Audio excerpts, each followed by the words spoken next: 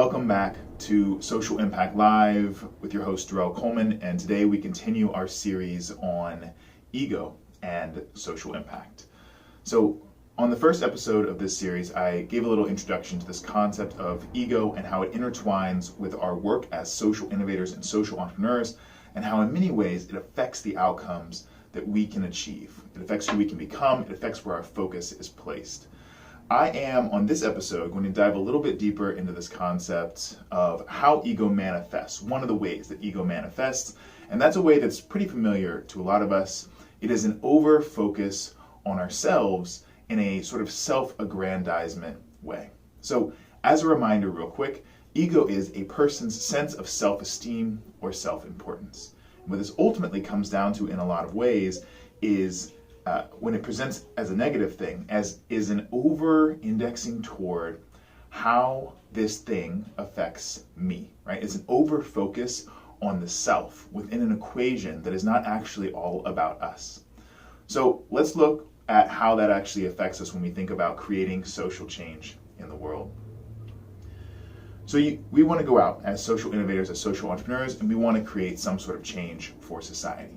If you are a social entrepreneur, that means that inherently the business that you run is about affecting change around some sort of issue for an underserved population and creating a change in the outcomes that that population achieves by using entrepreneurial methodologies, right? So for you to be focused on that space means that ultimately there is another group of people that is your primary focus, another group of people that you are concerned with, that you are interested in, that you are trying to benefit.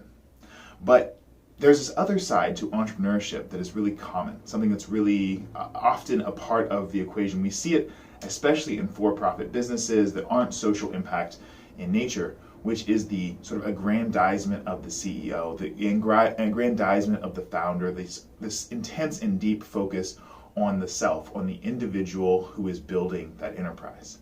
Sometimes it makes sense to build a brand around an individual, but what I'm really talking about here is actually the focus on the individual as the center of attention. And what this means for you as an entrepreneur, as for you as a person who is thinking about ego, is how much are you placing yourself in the center of the equation when it comes to your work? On the last episode, I told you about this concept of how we're all striving in many ways to become somebody, at least in the society that we live in right now. We want to become somebody. We want to say, hey, look everyone, I'm somebody and I do such and such. And we put that on business cards and we pass those out to people. And then at some point we want to be able to say, we made it. I made it because I am now somebody in the eyes of someone. That someone may be our parents, it may be ourselves, it may be our teachers, it may be our classmates, it may be people who said that we couldn't do it, whatever it is. But we are trying to become somebody. And as we do that and we intermix that with social entrepreneurship in and of itself, we end up with a challenge. On the one side, we have the people that we want to serve, those who we're trying to focus on, who we're trying to create change for.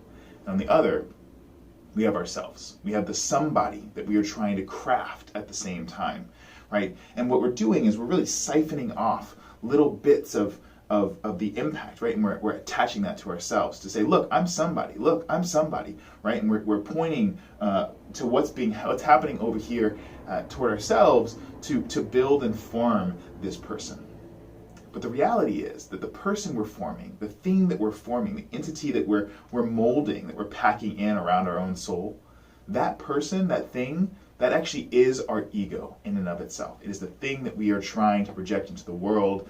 It is our sense of self-esteem and our sense of self-importance that we are baking things into and packing things onto in order to make it more robust, in order to make us feel like we are doing more and more for the world, in order to make us receive more accolades, more likes, more clicks, more all of these things from other people.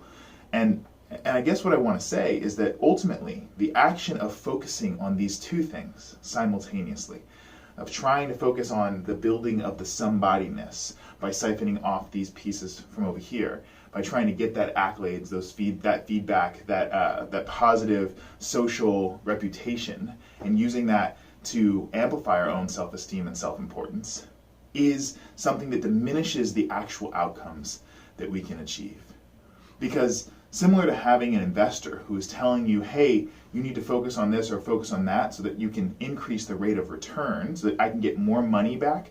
So don't target that population over there because they don't have money. Focus on this population over there. This begins to alter and augment the things that you choose to focus on, the things that you choose to do. Who do you want to work with? What type of impact are you trying to create? What's the issue that you really want to focus on? And it takes away from your ability to truly make transformative change happen over here, and for your ability to continue to focus on what's going to be most impactful over here in the first place, right? So there's this element of how ego interferes with social impact when it comes to an over-indexing toward who we are, who we're trying to be, who we're trying to form ourselves into. And the solution to this issue is to begin to release ourselves from this somebodyness. Or at least this is what I believe the solution to be. The reason I say that is because this is a feeling that I've had in my own life before, right? This idea that I want to become somebody and that I want to pull little pieces of this over here in order to make me into somebody. And I guess the nuanced point that I want to get across here is that it is important and valuable as a social innovator to keep ourselves at arm's length from some of the things that I call from some of these success indicators, right? So from some of these things that society is really drawn to. It's important to keep ourselves at arm's length from them. Not to say that we won't have them, not to say that they won't come to us, but to say that we cannot become overly identified with them, such that they become the basis for our sense of self-esteem and our sense of self-importance. Instead, we need to learn to keep them at a distance so that at our core, the us that we are really focused on is one that is at a soul-based level, and that soul-based level is resonating with the needs and values of people that we genuinely want to serve, and that makes it so that we can make decisions still that are not going to amplify the somebodyness that we are trying to build over here. So one tactic that I have for this, one example, because I felt this pull myself. I felt this draw toward how do I get more clicks and how do I get more likes and how do I get more attention? How do I get more people to watch my videos? How do I get put into the conversation with those people over there? How do I get on the same stage as those individuals over there? How come I'm not a thought leader in this place or that space? How come? All these things, because I'm seeking, right, to become this somebody. That's me when I am in that state where ego is now interfering with my life. But there's another state that I find myself in where I am rooted in knowing that the needs of this group, the needs of these people, they're both intertwined with my own, but also the things that I genuinely and truly care about. They're the things that I really want to impact in the world. They are the things that really matter to me, and all the accolades and all the attention from all the people don't mean anything if I'm not shifting what's happening here, right? I need to recognize that there's a different state that I can get into, and it's the same person in so many ways. Whatever has been attributed to me, whatever somebodyness has been built on top, all those pieces I'm still carrying those with me, but they don't weigh me down. They're not a thing that I have to focus on instead. They are things that become a result of work that I do naturally, rather than something that I am seeking so aggressively. So one of the tactics that I use to deal with this feeling, right, of this desire to become somebody, is to call these things what they are. I call them external indicators of success. It's not a very attractive name, but it is a descriptive name that tells you what they are. For example, I look at the badge that I have stamped, on my educational career. I went to Stanford University. I studied my undergrad and my master's at Stanford. That is an external indicator of success. It is something that society uses as a shorthand to tell you more about me. It says, that guy is smart. That guy knows what he's talking about. That guy is someone we should listen to or we should trust. For some people, it's going to be an external indicator of non-knowledge, right? That guy doesn't know what he's talking about. That guy shouldn't be trusted or listened to, right? Because that's the framing that they come from. But for the vast majority of people, that is considered an external indicator of success. And when I use this framing, I am able to logically state that it is really just a shorthand that allows people to quickly guess whether I am competent and able or not. Is it appropriate that it is such a powerful indicator? Maybe not. But there are all sorts of things like that we have, right? We have questions about what town did you grow up in? Who are your parents and what's your last name? Those are perhaps external indicators of success. Some of these are even less linked to merit and actual work, right? Things that you've done than they are based on just where you were born. But that is an external indicator of success as well. What company did you work for before? Are you an ex-Googler? Did you work at Amazon before? Did you work at Uber? Like, were you a designer at this company or that company? All these things become external indicators of success, signals.